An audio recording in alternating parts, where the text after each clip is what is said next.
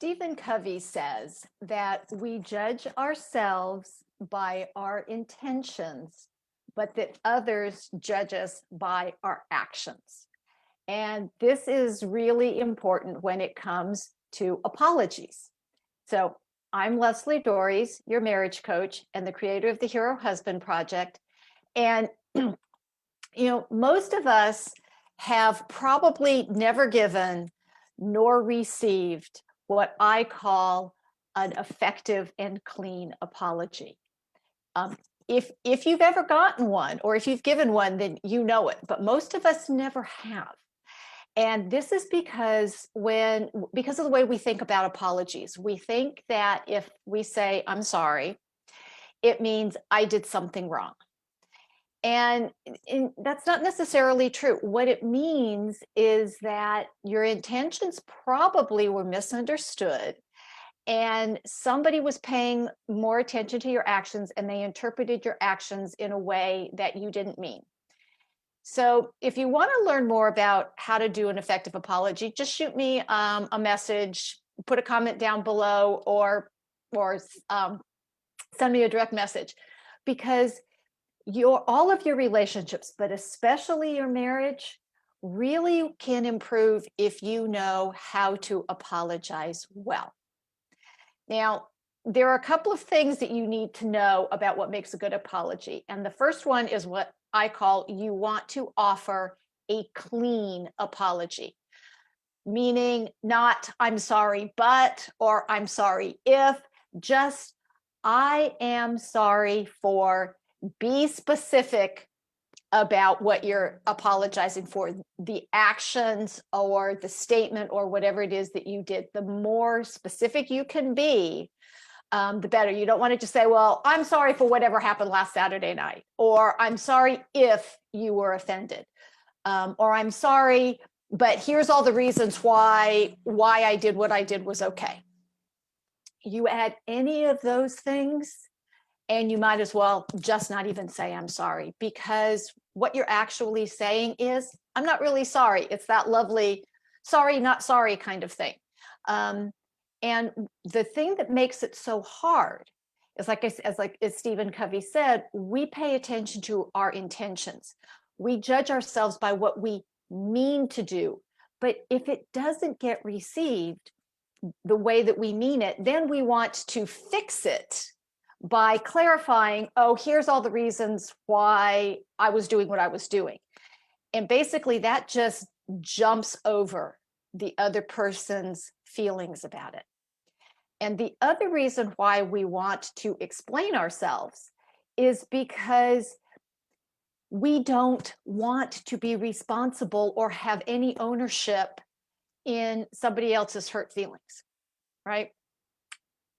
We think we're good people. Most of us are good people. Most of us are well-intended people. And guess what? We will still accidentally hurt somebody else's feelings. Now, we don't like sitting in that sense of pain, that we caused this pain, that somebody felt bad as a result of something we said or did, right? Sitting in that feels really icky. So we try to make it be okay. We try to go, well, I didn't really mean that, or you're just too sensitive, or you took that the wrong way.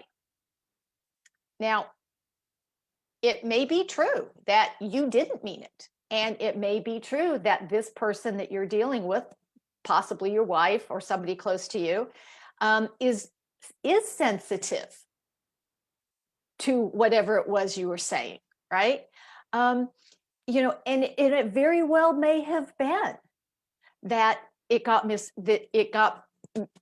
misunderstood, right? All 100% correct. But guess what? Your wife's feelings are still hurt. She's still damaged, right?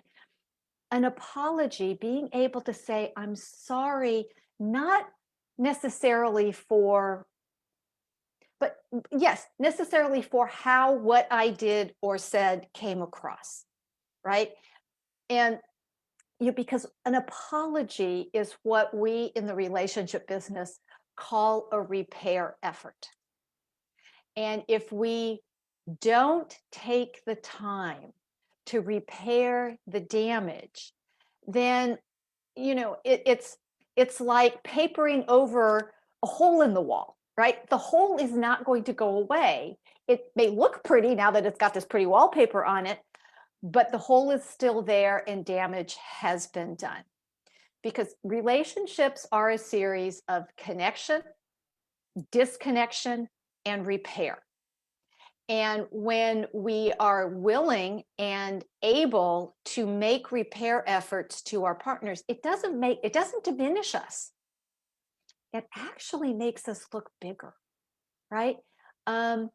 You've probably heard all the bad kinds of apologies that exist in the world. Politicians notoriously, mistakes were made, or I'm sorry if anyone was offended, right?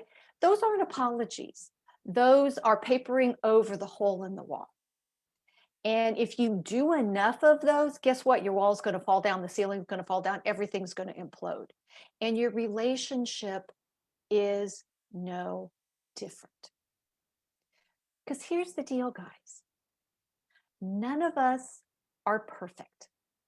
There are things we don't know. There are things about our partners we don't know. Once upon a time, a few years ago, and I'm not going to tell you how many, my wonderful husband attempted to throw me a surprise party. He had no idea that him doing something really nice was going to end up with me thinking he's leaving me, and that didn't go well, right? He had no idea that I was sensitive to something like this because it had never cropped up. I didn't even realize. I mean, it was a surprise to me when I reacted the way I reacted, right? And in our particular case, it wasn't a disconnect. It was actually a time where we could grow a little bit more together because he understood me a little bit better. And I actually had to spend a little time going, what was that about? And that's the other thing about an apology is you want to give this clean apology and then stop. Don't offer an explanation of your behavior at that time. Don't ask for forgiveness. Just go ahead and do the apology. I'm sorry. I'm sorry for doing X. I'm sorry that something that I did caused pain. Okay. And the more we can do that, the more you can do that in your relationship, the easier it's going to become. But it's not about right and wrong. You might not have done anything wrong in the absolute value sense of the word, but your wife is hurt, right? And and yes, you don't want her to be hurt because that's painful for you. But the way to deal with it is not to ignore it and shove it under the rug and tell her she's too sensitive and you didn't mean it, because basically what that does is add insult to injury. What you want to do is to be able to just say, honey, I'm really sorry. I know that this was hurtful. And if I could take it back, I would, and then go away.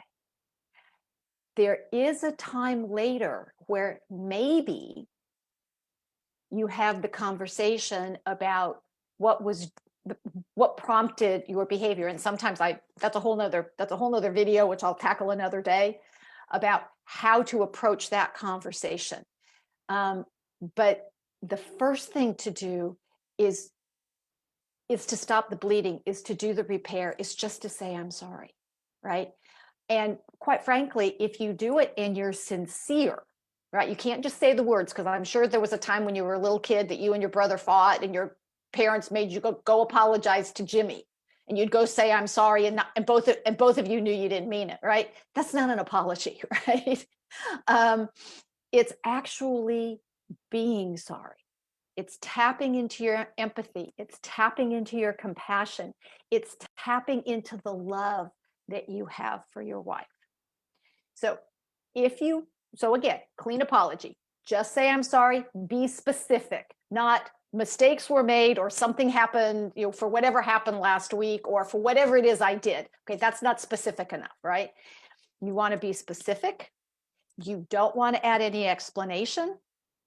and you don't want to ask for forgiveness. You just want to let it sit. That's the repair effort. Okay. So if you want to learn more, or if you want to talk about any other aspect of your relationship, let me know, put it in the comments, send me a direct message, or you can reach me by email at Lesli, Lesli, at foundationscoachingnc.com. That's FOUNDATIONS, coaching, N as in Nancy, C as in Charlie.com. And hopefully that was helpful. And until next week, stay loving.